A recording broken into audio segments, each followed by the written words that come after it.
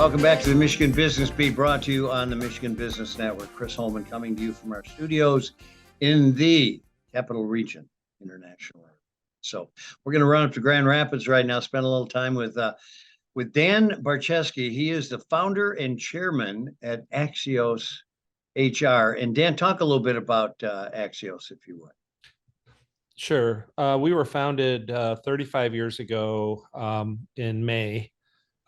So that was kind of a nice milestone to reach, to be honest. I really wasn't ever sure in the early days we'd ever make it that far, and now I'm looking back, I can't believe the time's flown by. But we started out in the recruiting side of the business and human resources, predominantly in the staffing side, blue collar, white collar, skilled, semi-skilled workers. And then we migrated up to higher level positions later. And then over time, also then added human resource outsourcing for the small business community, which has turned out to be a very high growth area of our company. So it's been 35 years. It's been a wild ride. It's been a lot of ups and downs in the economy and things that we've weathered, but we have a really good team here. And so it's helped make this easier. So Dan, you were there on day one then. You're one of the founders.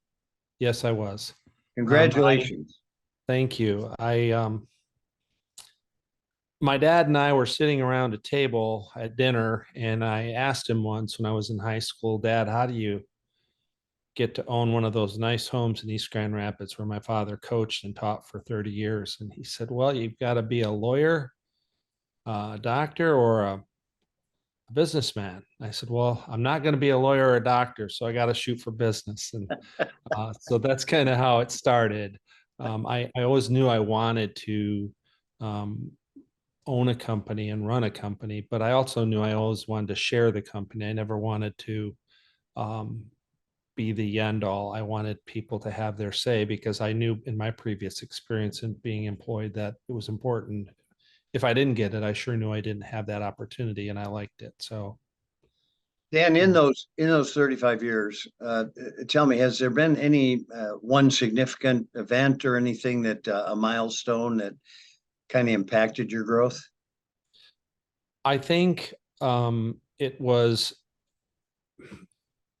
kind of a broad macro answer to that, is the entrepreneurial ideals and attitude of our organization's executives, and that we were willing to try just about anything if it made sense. It wasn't a glittery object we were chasing, but we were chasing areas within our organization's core competencies that we thought we could make happen. Now, we've had divisions that we've had to open and close because they simply didn't work, but the predominant side of this company in terms of what we've attempted to do, we've been successful at. So I'd say the attitude of the team, it's like we call it irrational persistence.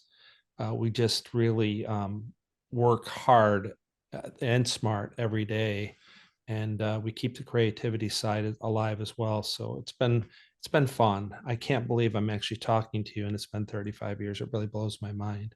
Unbelievable. And I coined a phrase a few years back called intrapreneurs. And it sounds like that you've got a plethora of entrepreneurs involved. We do. You bet. I tell you, it's the best management team in the history of the company is there today. They're very dedicated. They put in tremendous amounts of time. They're very passionate about what they do. And most of all, I mean, the underpinnings of this company is our dedication to the people we work with and the communities we serve. And so those folks know that, they've embraced that, and it's part of our approach to everything we do. Yeah, let's talk very quickly about how the industry has changed. You have a great perspective, having been in that industry for 35 years. So you've seen the peaks and the valleys.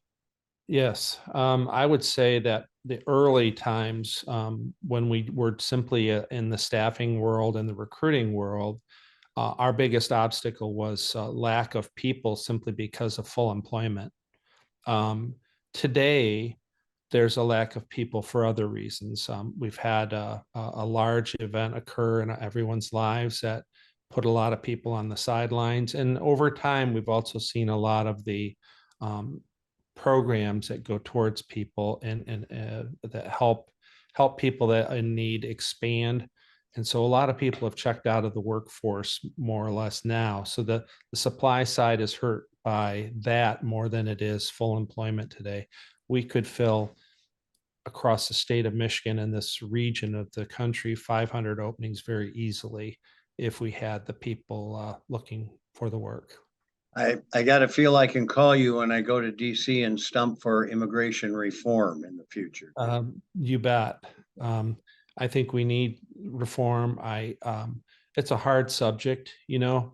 I see both sides. We're very close with the Hispanic Chamber of Commerce here in town. They're a head person I think extraordinarily highly of, and he's tackling this head on in terms of what he's trying to do to get some of the immigration issues settled. But I've always been, I'm a grandson of an immigrant. And so I totally understand the concept of coming here and having to reestablish yourself. And so we're for that. We are for a legal solution to it. However, we're not for kind of a rogue approach to this. So. Well, we need bodies and we need talent, and it's wanting to come in. Dan Barcheski, congratulations on your 35 years, founder and chairman at Axios HR. I've got 10 million questions for you, but unfortunately we're out of time. Thanks for being with us. Continued good luck, my friend. Thank you. And I really appreciate your time. Well, it's good to have you here, and it's good to have you in the community. You've been watching the Michigan Business Beat on the Michigan Business Network. I'm Chris Holman. We'll be back.